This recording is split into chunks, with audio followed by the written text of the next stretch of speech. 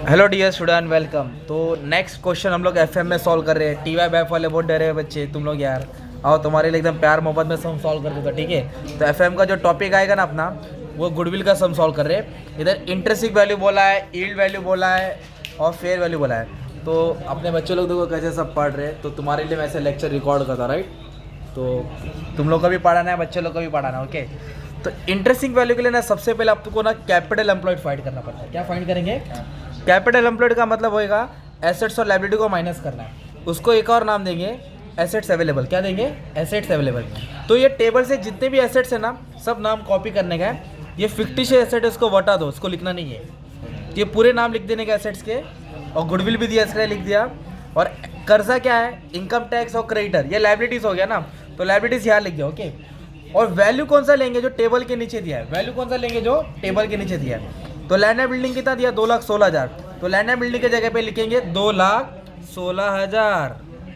फिर बोला है गुडविल। गुडविल कितना बोला है? 1,60,000। तो गुडविल एसेट है 1,60,000।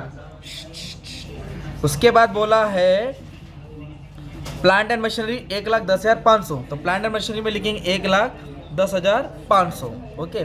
After that out of the total debtors, मतलब 88 था, डबल टक लिया, उसमें तो 8,000 बैड डेट्स हो गया, मतलब बटा दो, लेके भाग गया ना। तो 88 में से 8 माइनस करेंगे तो 80,000 हिसाब में लेके आएंगे, ओके डियर स्टूडेंट्स। बस इतना ही दिया है। तो इतना दिया तो क्या करने का? तो बाकी का वैल्यू क्या करेंगे? We have to consider book value. क्या लेने का है? तो पैटेंट्स कितना है? 20,000। तो पैटेंट के जगह पे 20,000 लिखेंगे। स्टॉक के जगह पे 48 लिखेंगे। और बैंक बैलेंस, बंगला गाड़ी बैंक बैलेंस मतलब एसेट्स। कर्जा क्या है? क्रेडिटर एंड इनकम टैक्स, तो लायबिलिटी में डाल देंगे। क्रेडिटर 1,28,000 है और इनकम टैक्स कितना है? 60,000। अभी इसको ऐड कर लेंगे ना, किसको? 2,16,000, 1,10,000, 20, 48, 80, 52। तो इसको ऐड कर लेंगे ना, तो आंसर कॉपी कर दिया, 686,500 आ जाएगा। और कर्जा को ऐड कर देंगे तो आपको कुछ मिलेगा 60 और 28, 188। तो ये एसेट्स हो गया और ये लायबिलिटी हो गया, राइट। अब इन दोनों को क्या करेंगे? माइनस करेंगे। एसेट्स और लायबिलिटी को क्या करने का? माइनस। तो आपको मिलेगा नेट एसेट्स। क्या मिलेगा? Net asset. तो जब भी नेट एसेट आएगा ना, देखने का टेबल में प्रेफरेंस शेयर्स दिया है कि नहीं दिया है। अगर प्रेफरेंस शेयर्स दिया है समझो 3 लाख, तो 3 लाख माइनस करना पड़ेगा।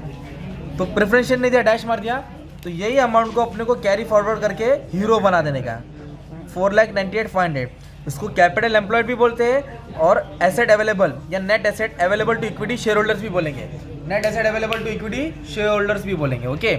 ये आ गया ना, मतलब आपका काम आसान हो गया, right. Now we have to find intrinsic value. Intrinsic value का मतलब होता है उस शेयर्स का असल वैल्यू क्या है। मतलब जैसे कि मार्केट प्राइस उसका चल रहा है 400, तो अगर इंट्रिंसिक वैल्यू है ना, वो असली वैल्यू है, वो भाव में खरीदना चाहिए। तो उसका फॉर्मूला क्या? नेट एसेट अवेलेबल, मतलब ये 4,98,500 डिवाइड किससे करेंगे? नंबर ऑफ इक्विटी शेयर्स, किससे?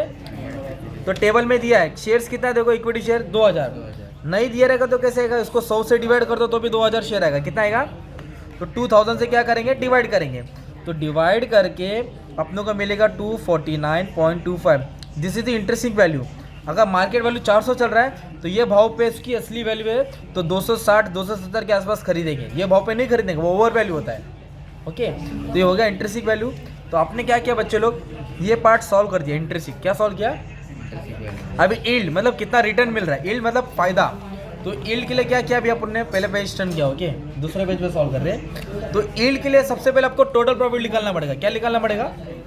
तो इधर दिया है प्रॉफिट ऑफ द कंपनी 1 साल, 2 साल, 3 साल। तो तीनों साल को लिखने का, तीनों को ऐड कर देने का, तो आपको क्या मिलेगा? Total profit. तो कितना है? 80 है, 80, 90, 90 है ना, तो आया 2,76,000। क्या आ गया?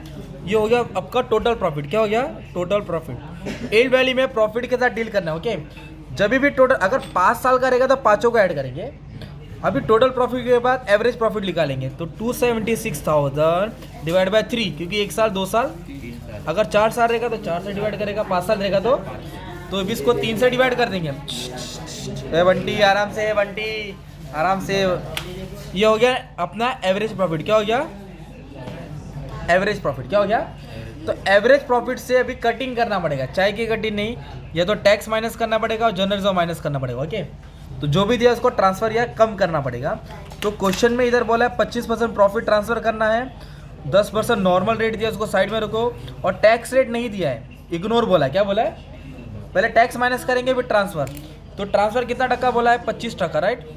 तो प्रॉफिट का 25% ट्रांसफ़र करना पड़ेगा। 92,000 के ऊपर 25%, 23,000 कितना है? ट्रांसफ़र मतलब कम करेंगे, तो कम करके जो मिलेगा ना अपने को भाई, वो मिलेगा 69,000।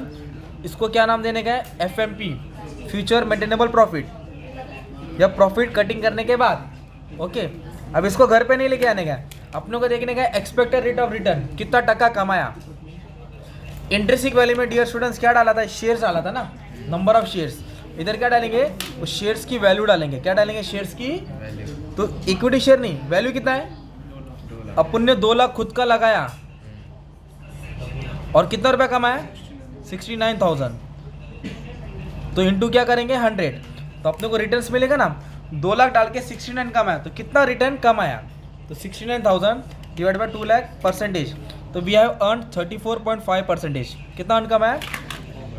अभी यील्ड वैल्यू मतलब हमने कितना रिटर्न कमाया, तो उसका फॉर्मूला दिया है, बड़ा फॉर्मूला है, फॉर्मूला मत याद करो, समझाता हूँ।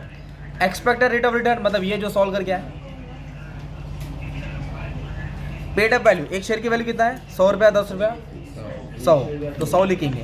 10 रहेगा तो 10 divide by normal rate of return NRR, तो ये दिया है 10% अर्न, इसको नॉर्मल रेट ऑफ रिटर्न बोलते हैं। सिमिलर टाइप अर्न बोला रहेगा, जो नॉर्मल रेट ऑफ रिटर्न दिया रहेगा, ये तुम्हारा NRR हो जाएगा। क्या हो जाएगा? NRR। ओके, तो 10% है। अब इसको सॉल्व करेंगे अपन को, इंटू 100 डिवाइड बाय 10, तो अपनों को मिलेगा 345। क्या मिलेगा? ये हो गया यील्ड वैल्यू। क्या हो गया? Yield value. कितना साल का प्रॉफिट था, ऐड किया, डिवाइड किया, कटने वाला काट दिया, FMP मिला, उसको डिवाइड किया नंबर ऑफ। जनरल जो दिया रहता है, तो इसके बाद ट्रांसफर कर, पहले टैक्स माइनस करेगा फिर जनरल से माइनस करेगा। पहले टैक्स माइनस करना, फिर टैक्स ने दिया तो फिर जनरल। हाँ, अगर कुछ भी नहीं दिया तो यही मेन हीरो है क्या ना। फिर इसको इसमें डाल दिया, फिर ये ऊपर लिखने का normal rate of return question में दिया रहेगा, फेस वैल्यू टेबल में मिलेगा, पेड अप वैल्यू सॉल्व करके आ गया। अभी कभी कभी और एक पूछेगा, फेयर वैल्यू। क्या पूछेगा? Fair value. तो उसका फॉर्मूला है intrinsic value plus yield value divide by 2। Intrinsic कितना है? 249.25। यील्ड वैल्यू कितना है? 345 डिवाइड बाय क्या करेंगे? 2, तो आ जाएगा फेयर वैल्यू। क्या आ जाएगा? आपको सम एग्जाम में आधे घंटे में करने का, 15 मार्क्स का सम तुम्हारे लिए 8 मिनट में कर लिया। ठीक है, स्क्रीनशॉट ले लो। Thank you very much.